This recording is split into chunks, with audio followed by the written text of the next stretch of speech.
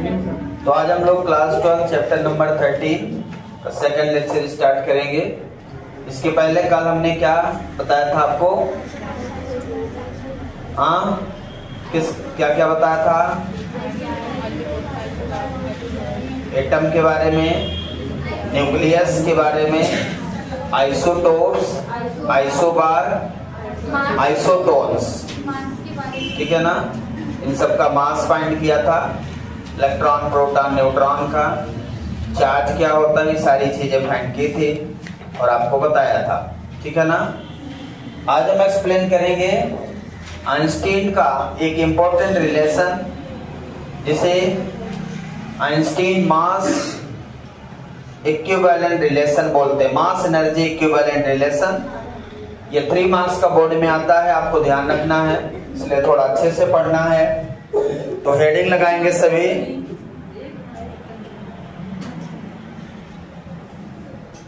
Einstein's mass energy balance relation.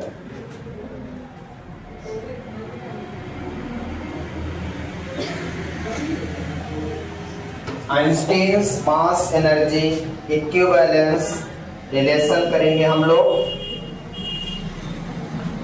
Einstein ने सबसे पहले 1905 में एक रिलेशन बनाया। उसी समय आइंस्टीन पीक पे थे और सारी चीजें डिस्कवर कर रहे थे उस समय। आपको पता है आइंस्टीन ने बहुत सारी चीजें डिस्कस की थी। उनमें से एक इंपॉर्टेंट रिलेशन जो उन्होंने उस समय दिया, उसके पहले ये था कि मास law of conservation of energy को फॉलो करता है। कभी किसी बॉडी का मास न घटता है न बढ़ता है। लेकिन आज जब आइंस्टीन ने ऐसा कुछ रिलेशन बताया, तब से अब बॉडी का मास भी चेंज होने लगा है, ठीक है ना। और ये लॉ बनाते समय आइंस्टीन ने बहुत सारी चीजों को ध्यान में नहीं रखा था कि इस नियम का इतना ज्यादा दुरुपयोग किया जाएगा। दुरुपयोग कैसे? दुरुपयोग इतना किया गया कि बमबारी की गई एटम की, और वहां पे इसी फार्मूले के माध्यम से न्यूक्लियर फिजन और फ्यूजन जो पढ़ते हैं, एटॉमिक बम गिरा दिए गए हिरोशिमा के नागासाकी में, आप जानते हैं, और नष्ट हो गया। आइंस्टीन ने कभी सोचा नहीं था कि हमारे फार्मूले का यूज करके लोग बम बना सकते हैं। एटम बम, हाइड्रोजन बम बना सकते हैं। नाम सुना? हाइड्रोजन बम बहुत खतरनाक होता है इन्हीं के फार्मूले से, क्योंकि किसी भी एटम में बहुत एनर्जी होती है। वो एनर्जी जब टूटते हैं या जुड़ते हैं, तो जब टूटते हैं तो एनर्जी के रूप में उनके कुछ मास बाहर निकल जाते हैं, जब जुड़ते हैं तो एनर्जी के रूप में एब्जॉर्ब होते हैं। इसी कॉन्सेप्ट के साथ इन्होंने एक रिलेशन दिया है, जो रिलेशन आप जानते हो, A = mc²। यह आइंस्टीन का वही रिलेशन है जिसमें energy equivalence relation, mass energy equivalence relation. ये रिलेशन ये कहता है कि किसी भी एटम का जो मास होता है वो चेंज होता है। किसी भी एटम की जो एनर्जी होती है वो चेंज होती है। तो हम आपसे ये जानना चाहते हैं कि एनर्जी जाती कहाँ है या आती कहाँ से है। किसी भी एटम का जब मास चेंज होगा तो एनर्जी कहाँ से आएगी, कहाँ जाएगी? मास कम होगा, ज्यादा होगा। तो यदि मास कम हुआ तो मास और गया कहाँ? मास ज्यादा हुआ तो मास आया कहां से? ये क्वेश्चन है इस टॉपिक में। तो मास एनर्जी इक्विवेलेंस रिलेशन से ये समझ में आता है कि मास और एनर्जी एक ही चीज है। यदि किसी का मास घट रहा है मतलब एनर्जी घट रही है, यदि किसी का मास बढ़ रहा है मतलब एनर्जी बढ़ रही है। यहां हमें एनर्जी से मास को चेंज करना है, ठीक है ना। तो आइए इनका स्टेटमेंट लिखें और उसके बाद फिर इनको समझने का प्रयास धीरे धीरे करते हैं और इस फार्मूले को प्रूव भी करेंगे। आज हम इस फार्मूले को प्रूव करेंगे कि E=mc² कैसे आएगा और कहां से आएगा। अभी तक आपने इस फार्मूले को कभी प्रूव नहीं किया होगा, सीधे आपने लिख दिया E=mc², लेकिन ये फार्मूला आएगा कहां से, ये क्वेश्चन है। पहले हम उस फार्मूले को प्रूव करेंगे, ये फार्मूला कहां से आएगा, ये सारी चीजें हम यहाँ पे डिस्कस करने जा रहे हैं। तो आपको समझना है, 3 मार्क्स में ये आता है। तो सबसे पहले स्टेटमेंट लिखेंगे, उसके बाद प्रूव करेंगे। तो अकॉर्डिंग टू आइंस्टीन चलेंगे। आइंस्टीन ने जो बताया है वही हम बात करेंगे। According to Einstein, mass converted, mass of atom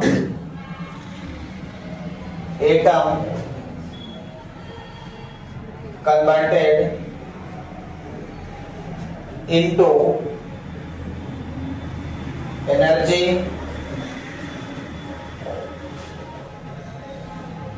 and vice versa। मतलब mass of atom converted into energy and energy converted into mass, ठीक है ना। Energy and mass are interconvertible. ये क्या होते हैं? इंटर कन्वर्टिबल होते हैं, मतलब आपस में एक दूसरे में चेंज होते रहेंगे। Law of conservation of energy, law of conservation of mass को फॉलो करेंगे, ठीक है ना। Mass neither be created nor be destroyed, it only transform, ठीक है। मास एनर्जी में, एनर्जी मास में। तो केवल ऐसा होगा यहाँ पे अकॉर्डिंग टू आइंस्टीन। तो Einstein, mass of atom converted into energy, ठीक है ना। किसमें कन्वर्ट हो जाएगा? एनर्जी में। तो कैसे? इसका एक्चुअल में फार्मूला है E/c², m=E/c²। यहां से हमें समझना है m=E/c²। तो जब कोई बॉडी स्पीड ऑफ लाइट से ट्रेवल कर रही होगी, किससे? स्पीड ऑफ लाइट बहुत ज्यादा है, यदि ये c बहुत ज्यादा है तो m बहुत कम होगा। अब मैं यदि आपसे पूछूं कि एक स्टेशनरी बॉडी है और एक मूविंग बॉडी है, किसका मास ज्यादा होगा? एक स्टेशनरी बॉडी है और एक मूविंग बॉडी है, किसका मास ज्यादा होगा? मूविंग बॉडी का। According to Einstein, moving body का मास ज्यादा होगा, ठीक है ना। नेट बंद कर दो यार। According to Einstein, moving body का मास ज्यादा होगा। क्यों ज्यादा होगा? सारी चीजें हम आपको बताएंगे अभी धीरे से। तो ये चीज क्लियर हुआ, समझ आया क्या? इसमें आगे मास डिफेक्ट भी हम पढ़ेंगे, मास किस प्रकार से हमारा कम होगा और किस प्रकार से ज्यादा होगा, वो आगे हम मास डिफेक्ट में डिटेल में डिस्कस करेंगे, ठीक है। अब हम इस इक्वेशन को पहले प्रूव करेंगे, E=mc² और उसकी वैल्यू फाइंड करेंगे कि उसकी वैल्यू होगी कितनी, ठीक है ना।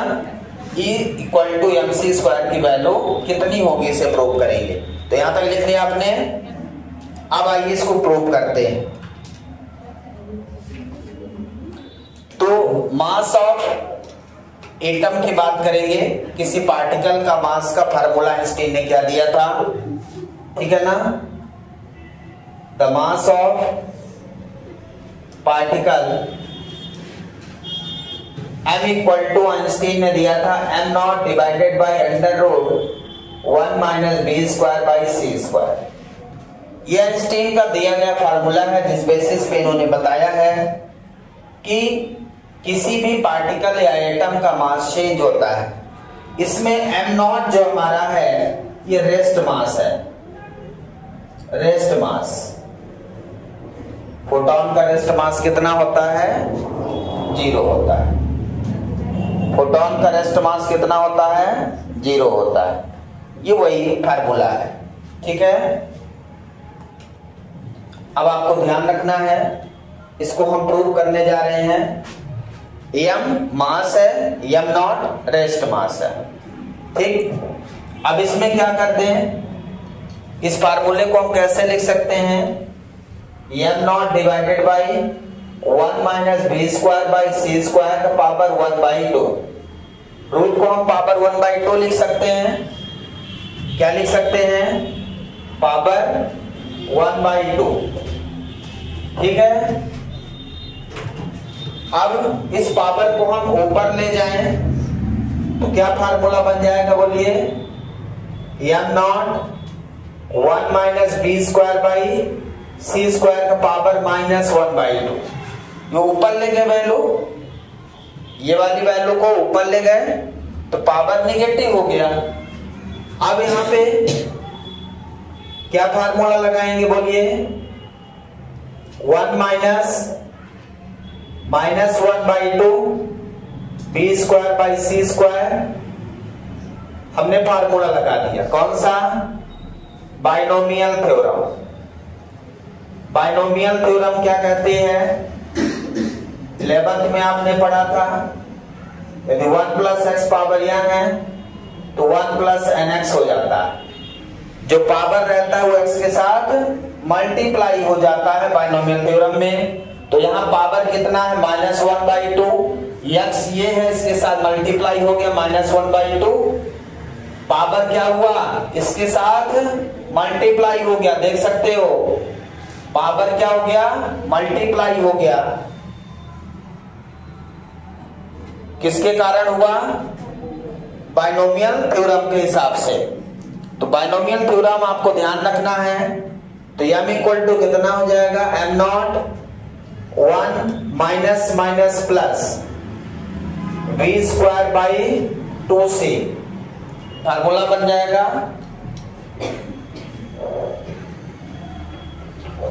ठीक है, यहां तक।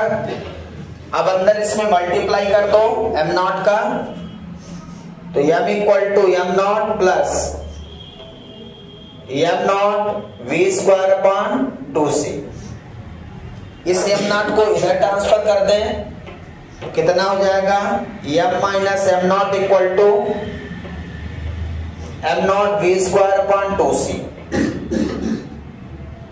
2c square, sorry 2c square यहाँ पे, ठीक है।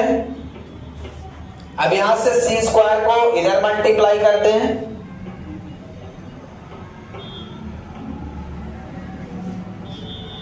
यहां तक समझ आ गया? तो यहां से क्या किया हमने? m equal to m0 plus m0 v square by 2c square. यहां से m0 को इधर ट्रांसफर कर दिया, कितना बन गया? m minus m0 v square upon 2c square. इस c स्क्वायर को इधर ट्रांसफर कर दूं आप, ठीक है। यहां से c स्क्वायर को इधर ट्रांसफर कर दो, कितना बन जाएगा formula? m minus m0। Please बात ना करें, दिमाग यहाँ पे इतना मोस्ट इंपोर्टेंट फार्मूला डिराइव कर रहे हैं आप, आपको पता नहीं चलेगा कि क्या डिराइव कर रहे हो। आइंस्टीन ने पूरी जिंदगी खपा दी इस फार्मूले में और आपको लग रहा है कि ऐसे ही फार्मूला है। इतना आसान नहीं है जितना आप समझ रहे हैं। तो यहां से c स्क्वायर को मैंने इधर ट्रांसफर कर दिया, फार्मूला क्या बन गया? m minus m0 half m0 v square equal to में, ठीक है ना। अब यहां से देखें, इसमें c स्क्वायर का अंदर मल्टीप्लाई कर दें, mc square minus m0 c square equal to half m0 v square. यहां पे जो हाफ m0 v स्क्वायर है ये काइनेटिक एनर्जी है, किसी भी बॉडी के मोशन की काइनेटिक एनर्जी, यदि बॉडी मूव करती है तो उसका मास चेंज होता है। ये आइंस्टीन ने बताया ना, यदि बॉडी मूव करती है तो उसका मास चेंज होता है, चेंज भी होता है और बढ़ता भी है। तो बढ़ता कहां से, ये चीज ध्यान रखना है। mc² minus m0c² equal to kinetic energy E। यहां पे E equal to kinetic energy equal to half m0v²। Rest mass का काइनेटिक एनर्जी है, जो बॉडी रेस्ट में थी, मूव कर रही है, उसकी काइनेटिक एनर्जी हो गई। और यहाँ पे mc², m0 है रेस्ट मास। रेस्ट मास, किसी पार्टिकल का रेस्ट मास कितना होता है, 0 हो जाता है। तो यहाँ पे ये रेस्ट मास ऑफ पार्टिकल, यदि स्पीड ऑफ लाइट से वो ट्रेवल करता है तो क्या हो जाएगा, वो 0 हो जाएगा। बचेगा कितना, mc² इक्वल टू E। तो E इक्वल टू mc²। इस तरह से ये फार्मूला आइंस्टीन ने इस प्रकार से प्रूव किया है, E इक्वल टू mc² को। नोट डाउन कर ले अच्छे से।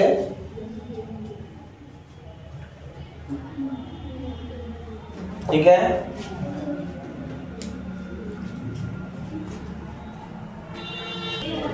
हाँ। इसके बाद अब आपको इस प्रकार से आइंस्टीन ने एक very most important relation prove किया। आपको ध्यान रखना इनका रिलेशन, समझ आया क्या? अब यहाँ पे एक relation between electron volt and EMU। Relation between, please बात ना करें, relation between electron volt and EMU। EMU का मतलब एटॉमिक मास यूनिट।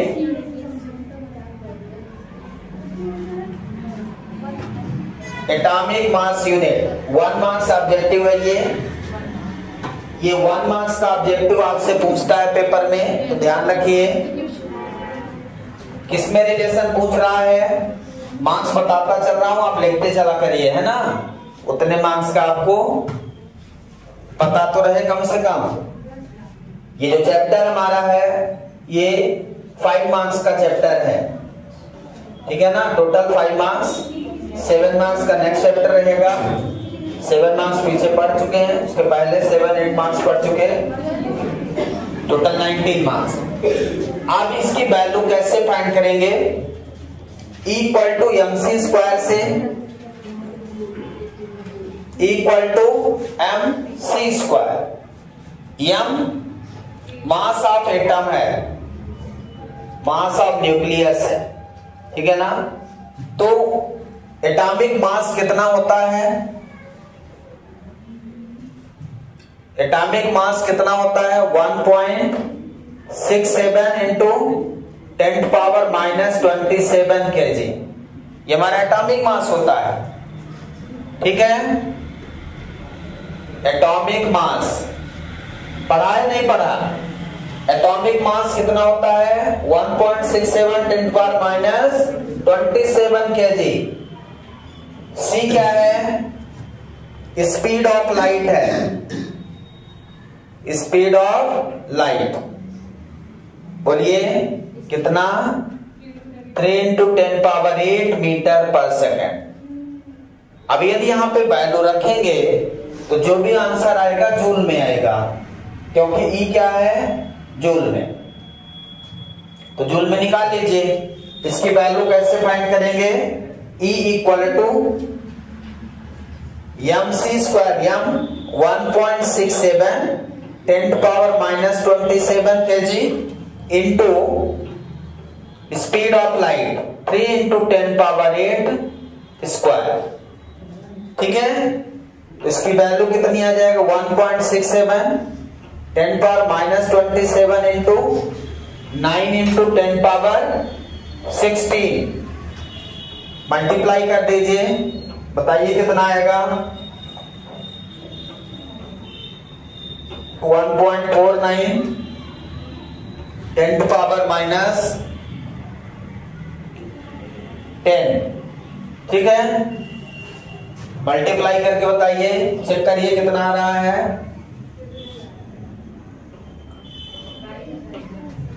आ रहा है कितना? आ रहा है क्या? 9 का मल्टीप्लाई कर दीजिए ना आप इसमें।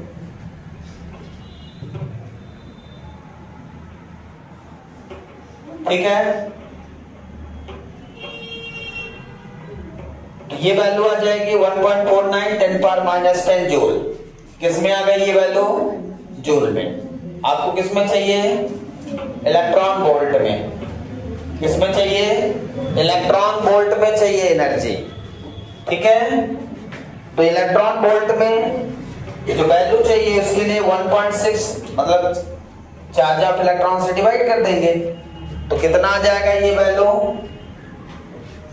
1.49 into 10 power minus 10 divided by 1.6 10 power minus 19।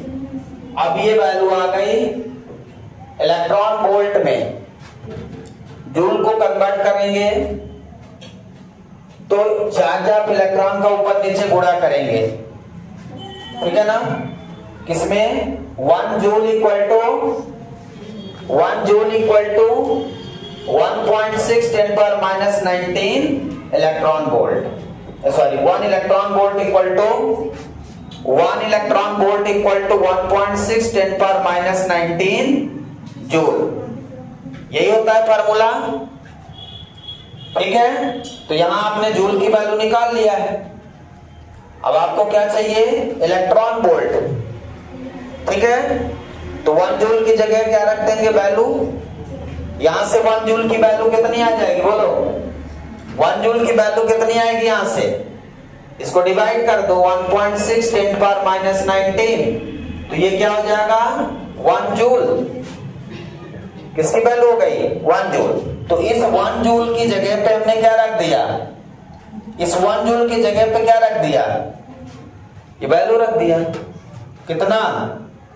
मतलब इलेक्ट्रॉन वोल्ट बनाने के लिए क्या करना पड़ेगा? ये वैल्यू रख दिया ना, 1/1.6 10 पावर माइनस 19। तो ये वैल्यू 1 जूल की जगह पे क्या लिख दिया? 1/1.6 10 power minus 19 electron volt. Electron volt में चला गया। समझ आया क्या? एनर्जी जूल को इलेक्ट्रॉन वोल्ट में चेंज करने के लिए रिलेशन याद रखिए, मैंने बताया है। इसको सॉल्व करेंगे, कितना आएगा? 0.931 10 टू पावर माइनस कितना?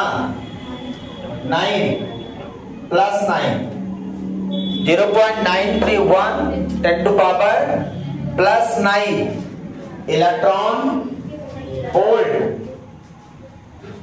कितना आ गया? Electron volt. अब बोलिए, ये भी चालू करो फिर बताओ। इसमें गुणा करो, पहले पूरा गुणा करो, गुणा करके बताइए। इसको और क्या सुंदर लिख सकता हूं मैं 931 into 10 to power 6 electron volt लिख सकता हूं। कितना? 931। अब सोच रहे हो कि ये पावर 9 का 3 कहां चला गया? नहीं, कोई बात नहीं, मैं नहीं बोल रहा हूं। ठीक है, 931 10 टू पावर 6। ठीक है ना, 3 यहाँ पे ये पॉइंट हट गया, 3 डेसिमल आगे चला गया। अब इसको क्या लिख सकते हैं? 10 पावर 6 को 10 पावर 6 को कभी लिखा कुछ? देखिए, अब बताएंगे नहीं, पढ़ा है। 10 power 6 equal to mega electron volt आएगा। यहां पे mega electron volt, mega electron volt, mega मतलब 10 पावर 6। कुछ देर से ये ना पूछना मेगा कहाँ चला गया सर, ये 10 पावर 6 कहाँ गया 10 पावर 6 कहाँ चला गया, मेगा में। और ये वैल्यू हो गई 1 AMU के बराबर, 1 AMU, 1 AMU। यहां से यूनिट देख लें, हमने जो निकाला है एनर्जी कितना, mc², ठीक है ना। तो जूल में आया, ये एनर्जी किसमें, जूल में, इलेक्ट्रॉन पर वोल्ट। और ये एनर्जी किसमें आ गई, mega electron volt, atomic mass unit, ठीक है ना, equal to 931 mega electron volt. कुछ जगह पर कूलाम भी रहता है इसका यूनिट, ठीक है ना, पर कूलाम, यहाँ पे पर c² लिख लेंगे, है ना। ये जो वैल्यू आई है, यदि ये mu में लिखेंगे तो 1 AMU इक्वल टू आपका आ गया है 931 मेगा इलेक्ट्रॉन वोल्ट। ध्यान से देखिए, यहां से जो हमारी यूनिट है, यूनिट को विशेष ध्यान देना है।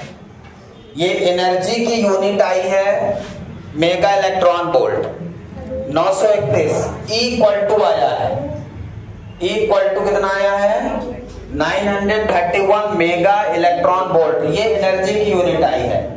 और मुझे mu निकालना है, तो यहां से c² डिवाइड करेंगे तो मास एटॉमिक यूनिट आएगी, मास बचेगा, मास का ही एटॉमिक यूनिट है, मास एटॉमिक यूनिट क्या हो जाएगा, मास एटॉमिक यूनिट। m क्या है हमारा, मास एटॉमिक यूनिट होगी।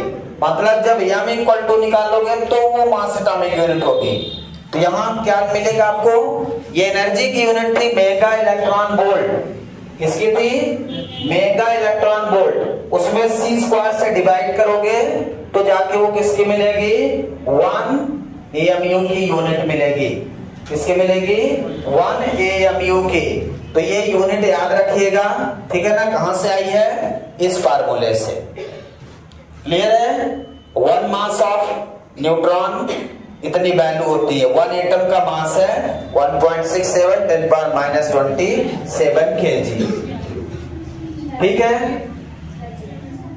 इसकी यूनिट याद रखेंगे तो 1 AMU की वैल्यू कितनी हो गई, 931 मेगा इलेक्ट्रॉन वोल्ट पर कूलम स्क्वायर, सॉरी कूलम बोल रहा हूं, c²। c speed of light है, c क्या है, स्पीड ऑफ लाइट है यहां पे।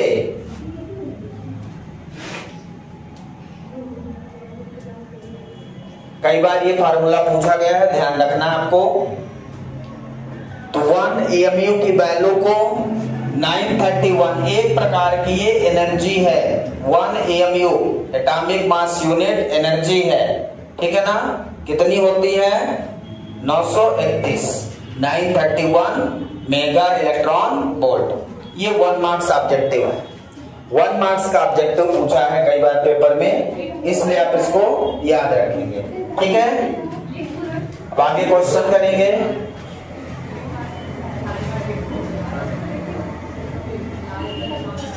बता दे इसको।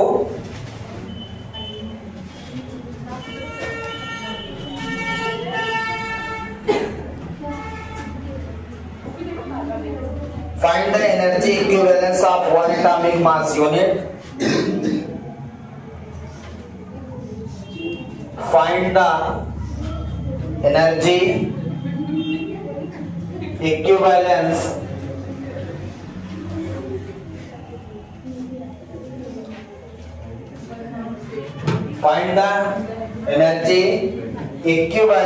of 1 atomic mass unit of 1 atomic mass unit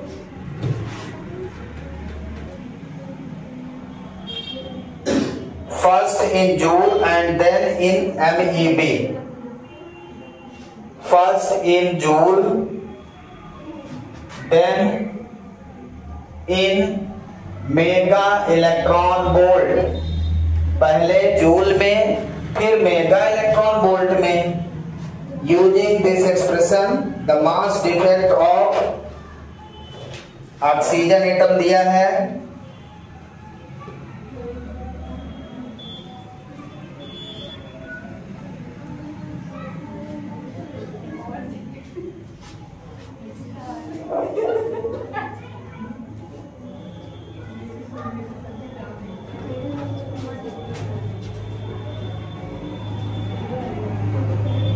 mass defect of oxygen atom 860, इसका फाइंड करिए।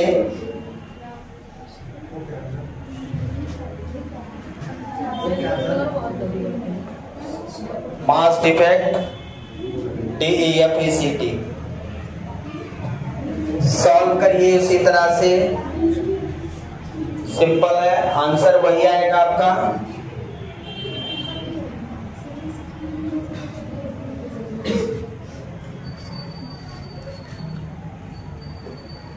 We know that 1 unit mass कितना होता है? 1 यूनिट मास कितना होता है? 1.67 10 to power minus 27 kg। यही आपको अभी बताया था। एक एटम का मास, एटॉमिक मास यूनिट है 1 U, कितना है? 1.67 10 to power minus 27 kg। अब इसको एनर्जी में कन्वर्ट करना है, ठीक है? तो वही फार्मूला लगा देना आपको। ये क्वेश्चन थोड़ा सा, क्वेश्चन वही है, अलग कुछ नहीं है, सेम क्वेश्चन है। किसी भी एटम का आपसे mu एनर्जी पूछेगा तो उस एटम का एनर्जी आपको निकाल लेना है, इक्वल टू mc² से। किससे? इक्वल टू mc² से। तो यहां पे पहले एनर्जी जूल में निकालना है, 1.67 into 10 power minus 27, speed of light 3 into 10 power 8, same value आ जाएगा। 1.67 into 9 into 10 power minus कितना हो जाएगा? 27 into 16। कितना निकाला था अभी? जो निकाला था सेम आंसर आएगा 1.49 ना, 10 to power minus 10 जूल। ये वैल्यू आपकी जूल में आ गई। सेम रिजल्ट है, क्वेश्चन बस अलग है, आंसर सेम है आपका, ठीक है? इसको इलेक्ट्रॉन वोल्ट में कन्वर्ट कर लीजिए अपने से। हाँ, क्वेश्चन ये एनसीईआरटी का है,